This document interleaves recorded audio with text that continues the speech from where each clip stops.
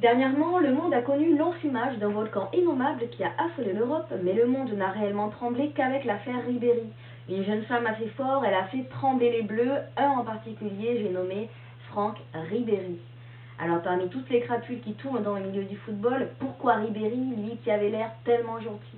Les médias ont d'ailleurs crié à l'infamie, étalant la débauche du joueur et affirmant leur grand étonnement: non, il ne peut pas avoir couché avec une call girl, lui qui avait l'image d'un chic type, honnête et droit, lui qui n'affichait pas la vanité habituellement bling-bling de la plupart des joueurs, bla bla.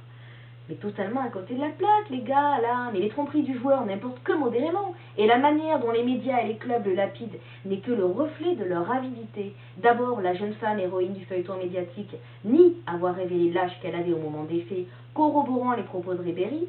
Donc, l'argument du gentil Ribéry devenu un pourri est nul et non avenu. Rajoutons également qu'à l'époque où elle a rencontré, elle était déjà en activité. Elle l'affirme et n'en a pas honte.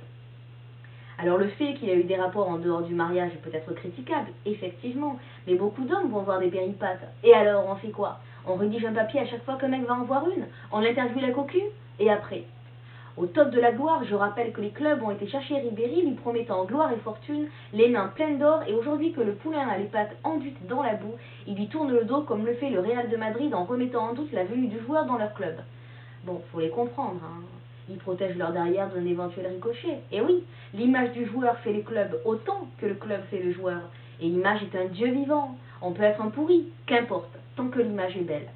Or là, à Ribéry, tout le monde le prend pour un gentil devenu pervers. Ah, il était bien avant, quand il couchait pas avec des jeunes femmes. Les femmes plaignent Madame Ribéry et les mecs l'envient en feignant le dégoût. Bande de faux culs!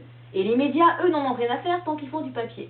On devrait ouvrir une enquête pour connaître les noms des gratte-papiers et têtes du football qui ont trompé leurs femmes avec plus jeunes qu'elles. Là, au moins, on rigolerait vraiment.